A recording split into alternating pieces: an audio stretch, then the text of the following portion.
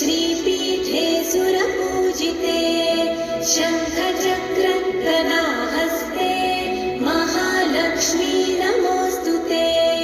नमस्ते गरुडारूढे कोलासुरभयङ्करी